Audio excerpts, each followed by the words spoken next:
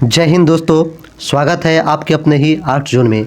जैसा कि आपने थंबनेल में देख ही लिया कि आज का जो हमारा टॉपिक है वह इतिहास के सेकंड चैप्टर, जिस चैप्टर का नाम है राजनीति और आर्थिक इतिहास के बारे में चर्चा करने वाले हैं।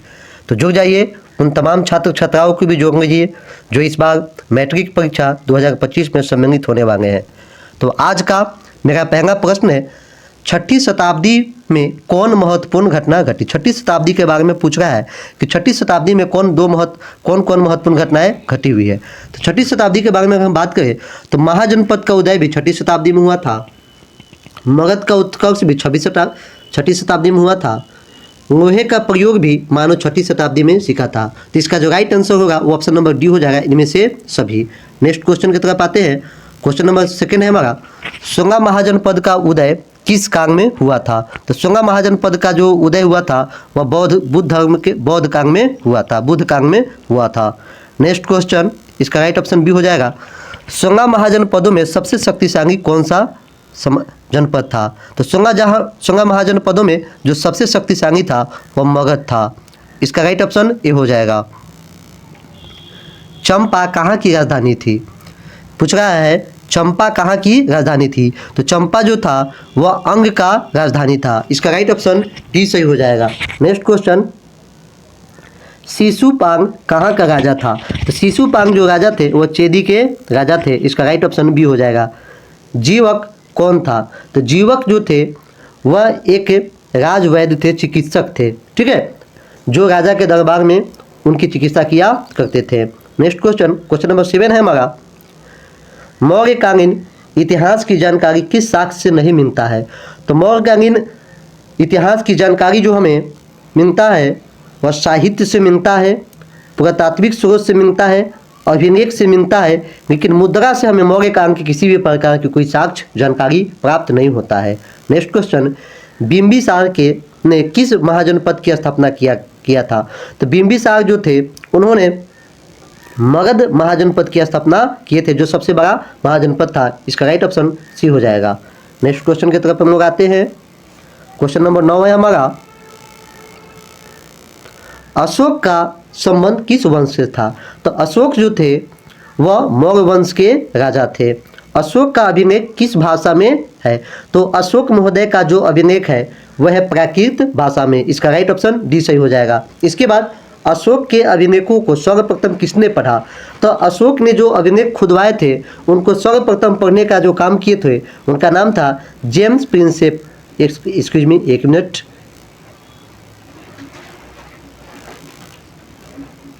जेम्स प्रिंसेप, जो ऑप्शन नंबर डी इसका सही हो जाएगा। नेक्स्ट क्वेश्चन की तरफ आते हैं।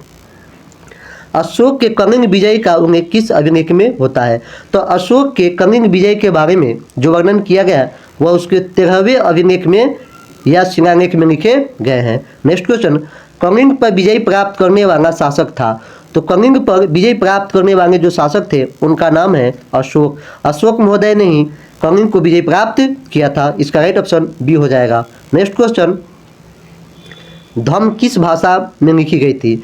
तो अशोक के द्वारा जो धम्म चलाया गया था वह प्राकृत भाषा में था। ये धम्म क्या था। तो अशोक महोदय सभी धर्मों में समानता स्थापित करने के लिए एक ऐसे धर्म की स्थापना की जिस धर्म में कोई उच्च नीच भेदभाव नहीं था, ठीक है। आपसे पूछ दे कि धर्म की शुरुआत किसने किया। तो अशोक के द्वारा किया गया। अशोक जो थे वो मौर्य वंश के राजा थे। नेक्स्ट क्वेश्चन, शिशुनाग वंश एवं नंद वंश का केंद्र था। मतलब कहने का अर्थ क्या है कि शिशुनाग वंश और नंद वंश ये दोनों का जो शासन का जो केंद्र जो था वह था मगध, ठीक है। अर्थशास्त्र और इंडिका से किस वंश का प्रकाश मिलता है। तो अर्थशास्त्र जिसका रचयिता कौटिल्य और इंडिका है ना। तो पूछ रहा है कि दो महापुस्तकों से किस वंश के बारे में जानकारी प्राप्त होता है। तो इन दो महापुस्तकों से हमें जिस वंश की जानकारी प्राप्त होता है वह है आपका मौर्य वंश, ठीक है। और इंडिका के जो लेखक है वह मेगास्थनीज। नेक्स्ट क्वेश्चन, भारतीय राजनीतिक शास्त्र पर प्रथम पुस्तक है। तो भारतीय राजनीतिक पर जो प्रथम पुस्तक है वह पुस्तक हो जाएगा आपका अर्थशास्त्र, जिसकी रचना कौटिल्य के द्वारा किया गया। मैं बता दूं कि कौटिल्य ने जिस अर्थशास्त्र की रचना की है उस अर्थशास्त्र का संबंध जो था वह राजनीतिक शास्त्र व्यवस्था से था कि शासन व्यवस्था का संचालन कैसे किया जाए। है ना। नेक्स्ट क्वेश्चन की तरफ आते हैं। अर्थशास्त्र के लेखक कौन थे? तो दोस्तों मैं बता दूं, अर्थशास्त्र के जो लेखक थे उनका नाम था कौटिल्य। कहीं कहीं चाणक्य भी देता है, तो घबराना नहीं है, दोनों एक ही व्यक्ति का नाम है। अर्थशास्त्र के लेखक या रचयिता पूछे तो कौटिल्य हो जाएंगे। नेक्स्ट क्वेश्चन, मौर्य मंत्रिमंडल में कितने सदस्य थे? मौर्य मंत्रिमंडल कहने का अर्थ है मौर्य वंश के मंत्रिमंडल में जो मंत्रियों का जो सदस्य जो होता था वह 3 से 4 होता था। इसका राइट ऑप्शन बी हो जाएगा। नेक्स्ट क्वेश्चन, मौर्य प्रशासन में सीता अध्यक्ष किस विभाग का प्रधान होता था? तो मौर्य प्रशासन में सीता अध्यक्ष जो होता था वह कृषि विभाग का प्रधान होता था। ठीक है, कौन? सीता अध्यक्ष। नेक्स्ट क्वेश्चन नंबर 21 हमारा, यूनानी स्रोतों के अनुसार मौर्यों की सेना में कितने पैदल सेना थे? अगर हम सेना के टुकड़ियों के ऊपर बात करें तो पैदल सेना, हाथी सेना, घोड़ा सेना, बहुत सारे सेनाओं की प्रकार है, लेकिन पूछकर मौर्य वंश के सेनाओं में जो पैदल सेना जो थे उनकी टुकड़ियों में कितने लोग होते थे? तो पैदल सेना में लगभग 6000 लोगों का यह सेना होता था। नेक्स्ट क्वेश्चन नंबर 22 है हमारा, प्राचीन भारत में धर्म की शुरुआत किस शासक ने किया? तो प्राचीन भारत में धर्म की शुरुआत जो किया गया वह महान सम्राट अशोक के द्वारा किया गया। दोस्तों इसका राइट ऑप्शन सी हो जाएगा। आते हैं अगले क्वेश्चन की तरफ। क्वेश्चन नंबर 23 हमारा, मौर्य वंश के बाद मगध पर किस वंश का शासन हुआ? तो दोस्तों मौर्य वंश के समाप्ति के बाद जो एक नया वंश चला वो वंश था शुंग वंश। ऑप्शन नंबर ए हो जाएगा इसका राइट। नेक्स्ट क्वेश्चन, मेगास्थनीज किस देश का निवासी था? तो मेगास्थनीज जो थे वह यूनान के निवासी थे। यूनान से भारत आए थे और भारत यात्रा किए और भारत में उन चीज़ों के बारे में उन्होंने लिखा जो उनके देश से भिन्न लगा, अलग लगा। उन सारी चीज़ों की जानकारी अपने पुस्तक में देने का काम मेगास्थनीज ने किया था। नेक्स्ट वंश, गुप्त वंश का पहला प्रभावशाली शासक कौन था? गुप्त वंश का अगर प्रभावशाली शासक के बारे में पूछे कि गुप्त वंश में कौन ऐसा राजा था जिसका प्रजा के ऊपर पूरा प्रभाव था, तो वह राजा थे आपके समुद्रगुप्त जो थे वो गुप्त वंश के, है ना, सबसे प्रभावशाली और प्रतापी राजा में से एक माने जाते हैं। इसका राइट ऑप्शन सी हो जाएगा। नेक्स्ट क्वेश्चन की तरफ अगर बात करें तो प्रयागप्रस्ती में किस शासक की विजयों का वर्णन किया गया? प्रयागप्रस्ती एक पुस्तक है और इस पुस्तक में जिस शासक के बारे में चर्चा किया गया है वह शासक है हमारे समुद्रगुप्त। तो प्रयागप्रस्ती में समुद्रगुप्त के बारे में विशेष जानकारी दिया गया है। नेक्स्ट क्वेश्चन 27 नंबर, प्रयागप्रस्ती किस वंश से संबंधित है? तो दोस्तों मैं बता दूं, प्रयागप्रस्ती में समुद्रगुप्त के बारे में बताया गया है और समुद्रगुप्त जो है वह गुप्त वंश के शासक थे, तो गुप्त वंश के बारे में बताया गया था। इसका राइट ऑप्शन डी हो जाएगा। नेक्स्ट क्वेश्चन, अभी तक जो हमारे आर्ट्स जोन को सब्सक्राइब नहीं कर पाए हैं सब्सक्राइब कर लीजिए। यही वो चैनल है जो आपको बोर्ड एग्जाम में बेहतर से बेहतर संभव प्रयास करके आपको बेहतर शिक्षा देने का काम करेगा। क्वेश्चन नंबर 28 पे हम लोग आ जाए। प्रयागप्रस्ती की रचना किसने किया? तो प्रयागप्रस्ती जो पुस्तक की रचना किए थे उनका नाम है हरिसेन। प्रयागप्रस्ती की रचना हरिसेन। और प्रयागप्रस्ती किसके बारे में बताता है? तो समुद्रगुप्त के बारे में। समुद्रगुप्त किस वंश के राजा थे? तो गुप्त वंश के राजा थे। पटना के किस क्षेत्र में मौर्यकालीन भवन निर्माण की जानकारी मिलती है? तो पटना में जो मौर्यकालीन भवन निर्माण के बारे में जो जानकारी मिलता है वह जानकारी किससे मिलता है? तो कुम्हार से प्राप्त होता है। नेक्स्ट क्वेश्चन नंबर 30 है हमारा, मौर्य साम्राज्य के पतन के लिए किस शासक को उत्तरदायी माना जाता है? तो मौर्य साम्राज्य के पतन के लिए जो सबसे बड़ा उत्तरदायी माना गया वह सम्राट अशोक को माना गया। क्वेश्चन नंबर 30 का राइट ऑप्शन सी हो जाएगा। और मैं ये भी बता दूं कि मौर्य वंश को, है ना, मौर्य वंश में जो सबसे बेहतरीन राजा जो हुए वो आपके अशोक थे। लेकिन अगर शुरुआती कालखंड का हम बात करें तो अशोक जी का कोई खास अच्छा कालखंड नहीं था। लेकिन जब इन्होंने बुद्ध के शरणों में आया और महात्मा बुद्ध की शिक्षा प्राप्त की, तब शिक्षा प्राप्त कर इनके अंदर इनका हृदय कोमल हो गया और इन्होंने उन सारे पाप को छोड़ दिया। नेक्स्ट क्वेश्चन, माता के नाम से पुत्रों का नामकरण की परंपरा किस वंश में प्रचलित था? यानी माँ के नाम से बच्चों का नामकरण होता था उसके बारे में जानकारी प्राप्त होता था सातवाहन वंश। तो इससे अंदाजा लगा सकते हैं कि सातवाहन वंश में महिलाओं की स्थिति कुछ अच्छी रही होगी। नेक्स्ट क्वेश्चन, पश्चिम का मांगिक की उपाधि किसे प्राप्त था? पश्चिम का मांगिक यह किस व्यक्ति को उपाधि के रूप में दिया गया था? तो वो थे गौतमी पुत्र। गौतमी पुत्र को पश्चिमी का मांगिक की उपाधि से नवाजा गया था। नेक्स्ट क्वेश्चन, किस वंश के राजाओं को अपने को देवपुत्र घोषित किया? किस वंश के राजा ने अपने आप को क्या घोषित किया? देवपुत्र। तो देवपुत्र जिस वंश के राजाओं ने अपने आप को घोषित किया वे थे आपके कुषाण वंश। कुषाण वंश के जो राजा जो थे अपने आप को देवपुत्र घोषित किए। इसके बाद कनिष्क जो राजा बने वह 78 ईस्वी में बने। ठीक है, कनिष्क राजा कब बने? 78 ईस्वी में। ठीक, नेक्स्ट क्वेश्चन, कनिष्क ने किस धर्म का पालन किया? तो कनिष्क जो थे उन्होंने जिस धर्म को अपनाया वह धर्म था बौद्ध धर्म। बौद्ध धर्म को कनिष्क अपनाया। भारत में स्वर्ण सिक्कों का प्रचलन किसने किया? यानी सोने के सिक्के का प्रचलन किसके द्वारा किया गया? तो भारत में सोने के सिक्के का जो प्रचलन हुआ है ना, वह यवन के द्वारा किया गया। नेक्स्ट क्वेश्चन की तरफ आते हैं, भूमि अनुदान किसने आरंभ किया? यानी भूमि को अनुदान के रूप में देने की प्रथा किसके द्वारा शुरू किया गया? तो यह भूमि अनुदान की प्रथा सातवाहन के द्वारा किया गया। इसका राइट ऑप्शन ये हो जाएगा। किस शासक ने संस्कृति का विकास किया था? तो जिस शासक ने संस्कृति का विकास किया था उस महानतम राजा का नाम था रुद्रदामन। रुद्रदामन महोदय के द्वारा संस्कृति का काफ़ी ज़्यादा विकास किया गया था। इसका राइट ऑप्शन डी हो जाएगा। सामंती व्यवस्था किस काल में आरंभ हुआ? तो सामंती व्यवस्था जिस काल में आरंभ हुआ वह काल है आपका गुप्त काल। सामंती व्यवस्था किस काल में शुरू हुआ? तो गुप्त काल में शुरू हुआ। इसका राइट ऑप्शन डी हो जाएगा। तक्षशिला किस लिए प्रसिद्ध था? तो तक्षशिला जो था वह आपको शिक्षा के केंद्र के लिए प्रसिद्ध था। एक वक्त था कि चीन, तिब्बत, जापान और भी डेवलप कंट्री से हमारे बिहार और तक्षशिला में आके नालंदा विश्वविद्यालय में बच्चे पढ़ाई करते थे। तो तक्षशिला जो था वह शिक्षा के लिए शिक्षा का केंद्र था, इसलिए वह तक्षशिला प्रसिद्ध था। नेक्स्ट क्वेश्चन, बख्तियार खिलजी आया और हमारे इसे जितने भी शिक्षा के केंद्र थे उनको ढहवाने का काम किया।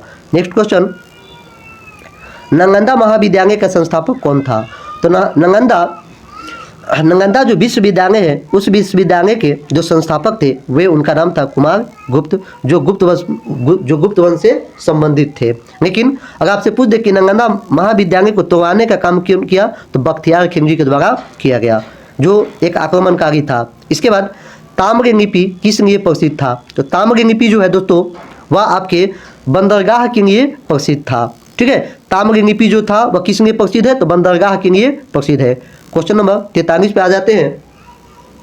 कनिष्क का राजरोहण कब हुआ? राजरोहण मतलब कि कनिष्क को ताज कब बनाया गया, उसको राजा कब बनाया गया? तो मैं पिछले क्वेश्चन में भी बताया कि कनिष्क जो राजगद्दी पर बैठे वह 78 ईस्वी में बैठे। नेक्स्ट क्वेश्चन, मानवी कानीमित्र किसकी रचना है? तो दोस्तों इसका जो राइट ऑप्शन होगा वह कालिदास की रचना है। ऐसे कालिदास ने विभिन्न प्रकार की पुस्तकों को रचना किया, लेकिन उनमें तमाम पुस्तकों में एक पुस्तक के बारे में आपसे पूछ दिया कि ये मानवी कानीमित्र किसकी रचना है? तो कालिदास की रचना। इसका राइट ऑप्शन ये हो जाएगा।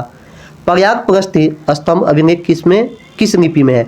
पर्यायप्रस्थि जो अभिलेख है वह किस लिपि में है? तो ब्राह्मणी लिपि में है। इसका राइट ऑप्शन बी हो जाएगा। नेक्स्ट क्वेश्चन की तरफ आते हैं। धम्म महामंत्रों का नियुक्ति किसने किया? तो धम्म महामंत्रों की जो नियुक्ति की वह राजा अशोक थे।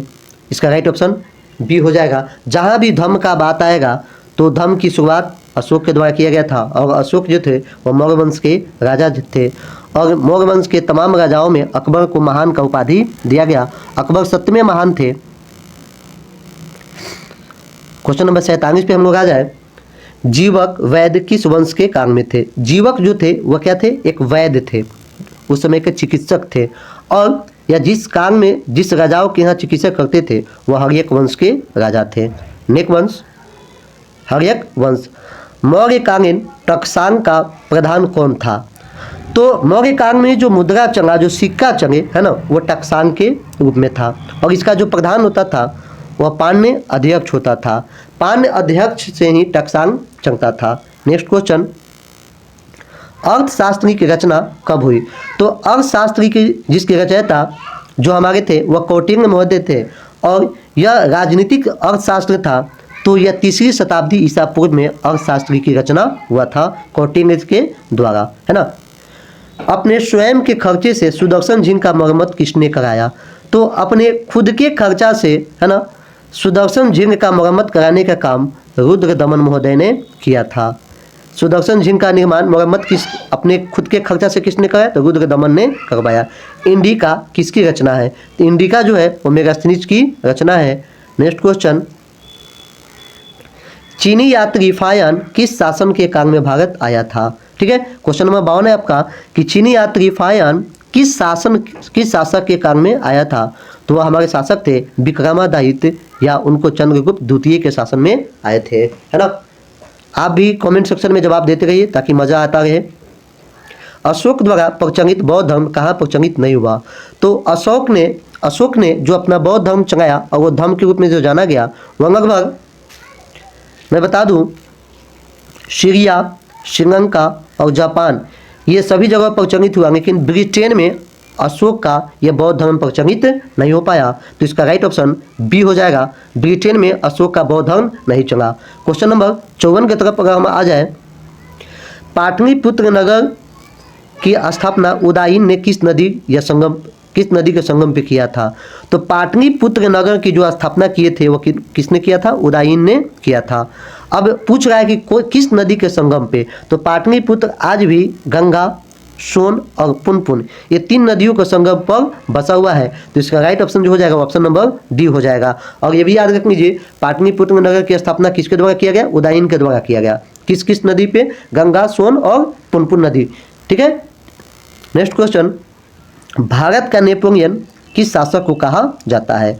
तो भारत का जो नेपोलियन कहा जाता है वह समुद्रगुप्त को कहा जाता है। इसका राइट ऑप्शन बी हो जाएगा।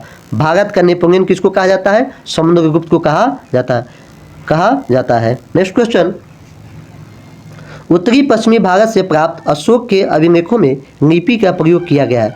तो उत्तरी पश्चिमी भारत में जो अशोक के जो अभिलेख प्राप्त हुए वह किस लिपि में प्राप्त हुए? दोस्तों, वह जो लिपि था वह आपका लिपि था खरोष्ट लिपि। खरोष्ट लिपि में प्राप्त हुआ था। लिपि का अर्थ है लिखने की विधि, है ना। तो जिस विधि में अशोक के जो अभिलेख लिखे गए थे वह खरोष्ट लिपि। अगर भाषा पूछे कि कौन सी भाषा था तो प्राकृत भाषा में था। आप देख भी सकते हैं कि कितना बार इस क्वेश्चन को पूछे हुआ है, बहुत ही महत्वपूर्ण क्वेश्चन है। अशोक किस वंश का शासक था? तो अशोक जो थे वो मौर्य वंश के शासक थे। अर्थशास्त्र के लेखक कौन थे? तो अर्थशास्त्र के जो लेखक थे वह कौटिल्य थे। ठीक है, कहीं चाणक्य भी दे देगा। नेक्स्ट क्वेश्चन, निम्न में से कौन सी महिला संत थी? तो अगर महिला संत के बारे में बात करें तो मीरा भी संत थी, अंडांग भी संत थी और अराकाइन भी संत थी। मीरा जो थी उत्तर भारत के लिए, अंडांग जो थी दक्षिण भारत के लिए थी। मीरा भगवान कृष्ण की भक्ति करती थी, जबकि अंडांग भगवान विष्णु की भक्ति किया करती थी। तो इसका जो राइट ऑप्शन होगा वो ऑप्शन नंबर डी हो जाएगा, इनमें से सभी। नेक्स्ट क्वेश्चन की तरफ आते हैं, धर्म की शुरुआत किसने किया? तो धर्म की शुरुआत जिस राजा ने किया उस राजा का नाम था अशोक, है ना। जो धर्म अशोक का ब्रिटेन में नहीं फैल पाया। नेक्स्ट क्वेश्चन नंबर 61 है, समुद्रगुप्त की तुलना किस यूरोपीय शासक से की गई है? तो समुद्रगुप्त की तुलना जो किया गया है वह नेपोलियन बोनापार्ट से किया गया है। इसका राइट ऑप्शन बी हो जाएगा। नेपोलियन बोनापार्ट से समुद्रगुप्त के कंपैरिजन किया गया, तुलना किया गया और समुद्रगुप्त को भारत का नेपोलियन कहा गया है। और आज का मेरा अंतिम क्वेश्चन है, अशोक किस वंश का शासक था? तो दोस्तों आप देख रहे हैं कि बार बार इस क्वेश्चन को रिपीट किया हुआ है कि अशोक किस वंश के शासक थे। तो अशोक जो थे वो मौर्य वंश के शासक थे। तो हेलो दोस्तों, कैसा रहा आपके लिए ये वीडियो? आप कमेंट सेक्शन में जरूर बताइए और जोड़ लीजिए आप तमाम अपने मित्रों को, दोस्तों को जो इस बार मैट्रिक व इंटर परीक्षा 2025 में सम्मिलित होने वाले हैं। रात्रि 8 बजे सारे ऑब्जेक्टिव प्राप्त हो जाएंगे और दिन में 10 बजे क्लास 10th के लिए आपको तमाम सब्जेक्ट का ऑब्जेक्टिव हमारे आर्ट्स जोन में मिल जाएगा। तो जोड़ लीजिए आप अपने दोस्तों को, और जो अभी तक हमारे चैनल को सब्सक्राइब नहीं किए हैं वह सब्सक्राइब कर लीजिए। जय हिंद।